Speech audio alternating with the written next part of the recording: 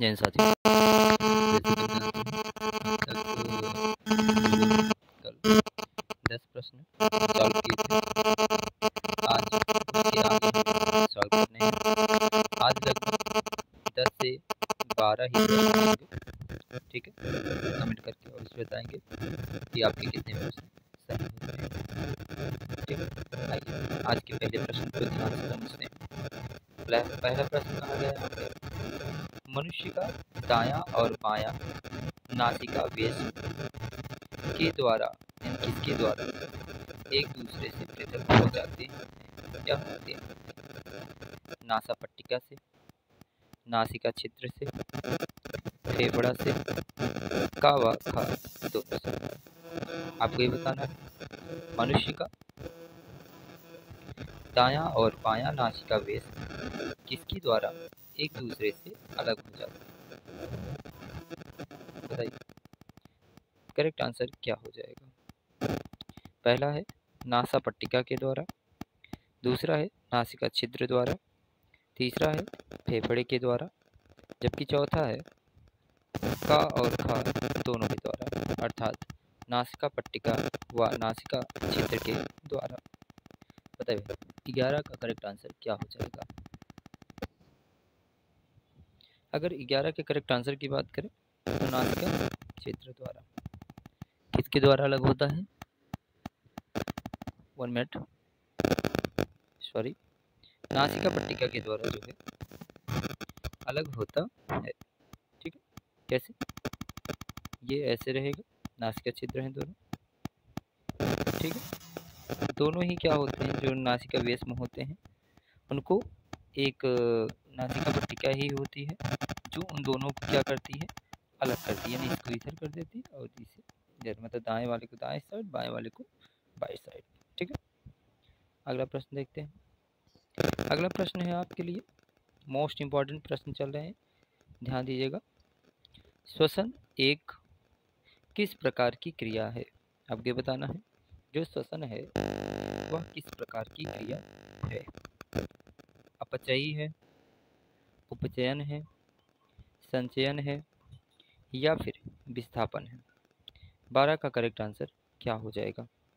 श्वसन एक किस प्रकार की क्रिया है, आपको बताना है। अपचयी है, उपचयी है यानी कि उपचयन है, संचयन हो या फिर विस्थापन है। 12 का करेक्ट आंसर क्या हो जाएगा। तो 12 का करेक्ट आंसर क्या हो जाएगा, अपचयी क्रिया। कैसी क्रिया है ये? श्वसन अपचयी। अगला प्रश्न देखते हैं। अगला प्रश्न कहा गया आपसे श्वसन प्रक्रम में ग्लूकोज का क्या होता है? अवकरण होता है, ऑक्सीकरण होता है, उदासीनीकरण होता है या फिर अवकरण ऑक्सीकरण दोनों होता है। चलिए बताइए 13 का करेक्ट आंसर क्या हो जाएगा।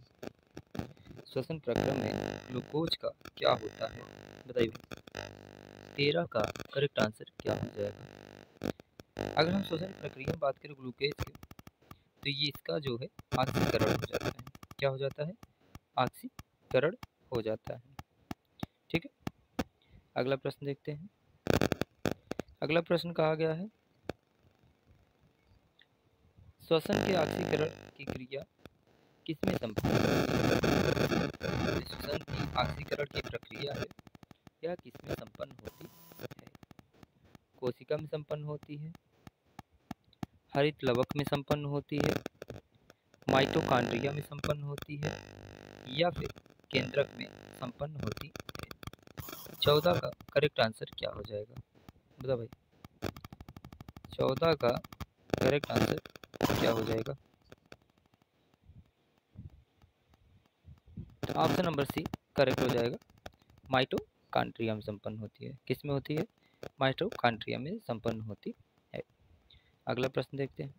प्रश्न संख्या 15 है आपके लिए। कीटों के, ध्यान समझेंगे, कीटों के किसमें जो है हीमोग्लोबिन या उसके जैसा श्वसन रंजक नहीं होता है? कीटों के किसमें यानी डॉट डॉट डॉट में हीमोग्लोबिन या उसके जैसा श्वसन रंजक नहीं होता है?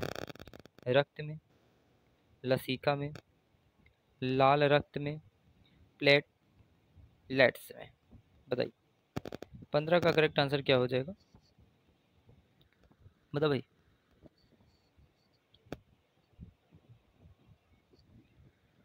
15 का करेक्ट आंसर क्या हो जाएगा? तो रक्त में। किसमें? रक्त में। अगला प्रश्न देखते हैं। अगला प्रश्न आपसे कहा जा रहा है मछली में गिल्स एक चपटी थैली में होती है जिसे क्या कहते हैं? आपको बताना है इसको क्या कहते हैं।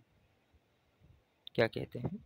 मछली में जो गिल्स है वह एक चपटी थैली में होती है, आपको बताना है उसे क्या कहते हैं। गिलकोस्ट कहते हैं। क्या कहते हैं उसे? गिलकोस्ट कहते हैं, या फिर ट्रैकिया कहते हैं, या फेफड़ा, या फिर श्वास नली। बताइए 16 का करेक्ट आंसर क्या हो जाएगा? तो क्या कहते हैं उसे? गिलकोस्ट कहते हैं। क्या कहते हैं उसे? गिलकोस्ट कहते हैं। ध्यान रहे 2022 में ये प्रश्न पूछा जा चुका है।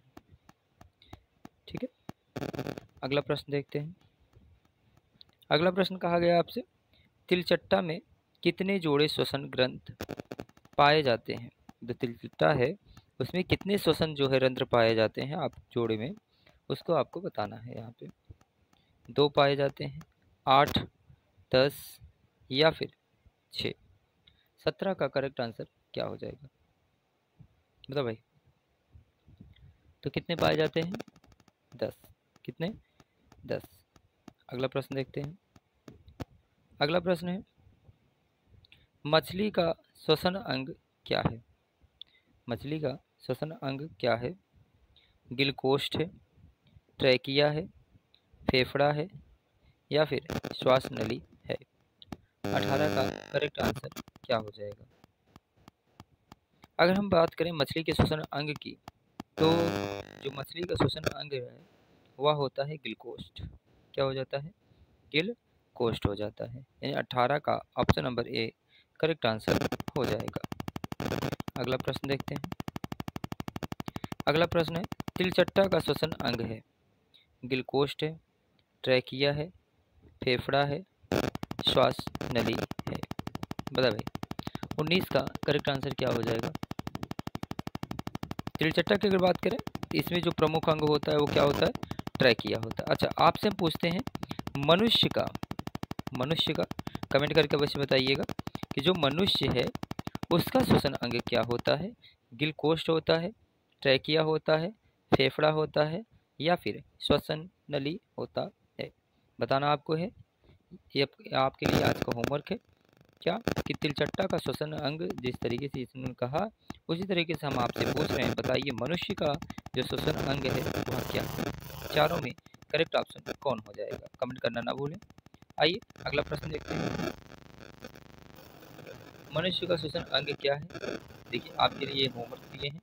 ठीक है, गिलकोस्ट होता है, ट्रैकिया होता है, फेफड़ा होता है, या फिर श्वसन नली होती है। कमेंट करके अवश्य बताएंगे 20वें का करेक्ट आंसर क्या हो जाएगा। आइए प्रश्न संख्या 21 पे चलते हैं हम लोग। प्रश्न संख्या 21 दिया गया है ट्रैकिया की लंबाई कितनी होती है? 10 सेंटीमीटर, 11 सेंटीमीटर, 12 सेंटीमीटर, या फिर 18 सेंटीमीटर। बताइए 21 का करेक्ट आंसर क्या हो जाएगा? कितनी होती है ट्रैकिया की लंबाई? 11 सेंटीमीटर। कितनी होती भाई? 11 सेंटीमीटर। ठीक है, अगला प्रश्न देखते हैं और आज का यह अंतिम प्रश्न है मछली में गिल्स कितने समूहों में पाए जाते हैं? यानी कि जो मछली है उसमें जो गिल्स पाए जाते हैं वो कितने समूहों में पाए जाते हैं? 5, 6, 2 या फिर 8। 22 का करेक्ट आंसर क्या हो जाएगा? बता भाई 22 का करेक्ट आंसर क्या हो जाएगा? तो कितने पाए जाते हैं? 2 समूहों में पाए जाते हैं। ठीक है, मिलते हैं अगले वीडियो में। कितने आपके सही हुए कमेंट करके अवश्य बताएं कि आखिर आपके कितने प्रश्न जो है सही होते हैं। ध्यान रहे कि जितने भी क्वेश्चंस आपसे कराए जा रहे हैं सभी के सभी आपके एग्ज़ाम के लिए अति महत्वपूर्ण होने वाले हैं। मिलते हैं अगले वीडियो में, तब तक दीजिए हमें इजाज़त। धन्यवाद। जय हिंद, जय भारत।